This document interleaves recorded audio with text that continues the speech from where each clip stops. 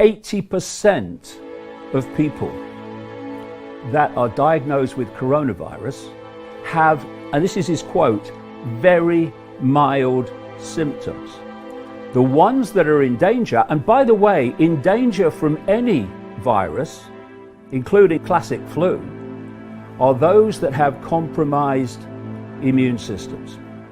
And they are old people, elderly people, and they are people with what is termed pre-existing health problems. Why?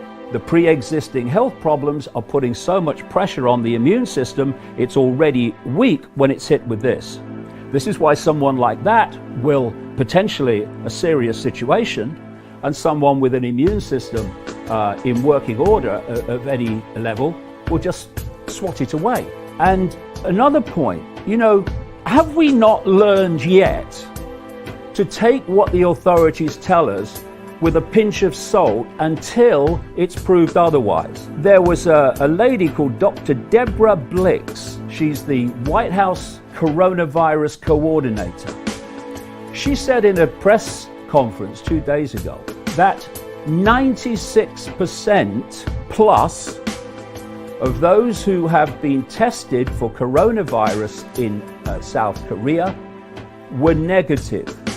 And she said, and our testing results in America show about the same. And so, in a massive way, you are diagnosing on the basis of symptoms. How the hell do you know they've got this coronavirus strain and something else?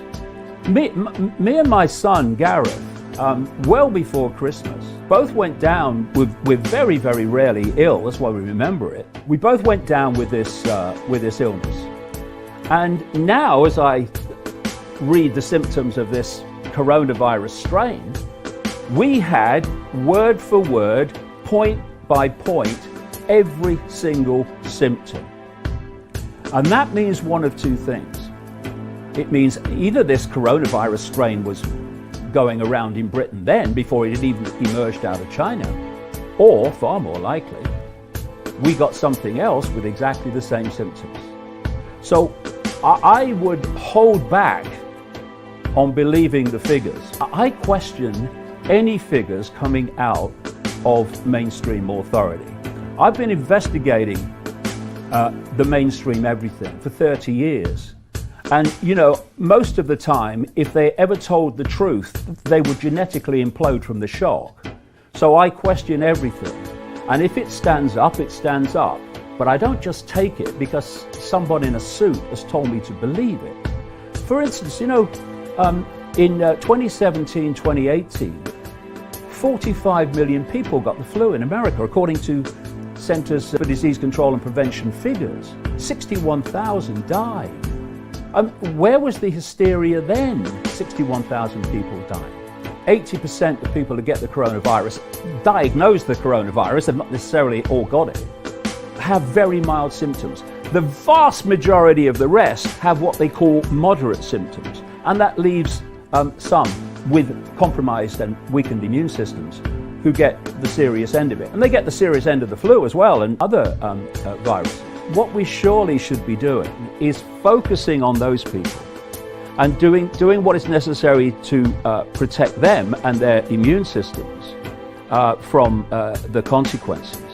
But to have the vast majority of the population who at most will have mild symptoms, some even no symptoms. I mean, I remember this story. One of the first Scottish people to get the virus was interviewed on a BBC local radio station. And he said, well, I had a bit of a mild fever. Well, what's that? That's the immune system using heat to kill the predator. Just perfectly immune system response. So anyway, he says, so I got checked out, and they said I got coronavirus. And they said, you've got to go to hospital. He said, but I felt all right. I had a few aches and stuff, but I feel all right. He said, so I'll go to hospital. He said, but by the time I get to hospital, he said, the symptoms are gone. And he's gone down as a statistic, coronavirus in the numbers.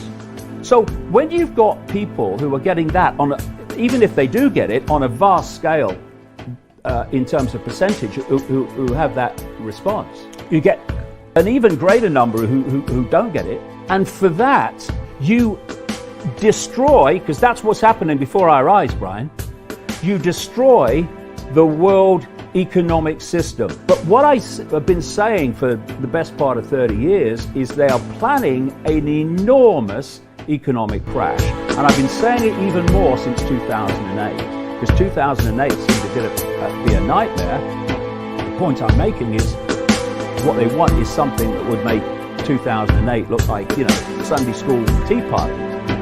And so this coronavirus hysteria gives the excuse to do what they're doing, and the outcome and the consequences of what they're doing is to dismantle the world economic system.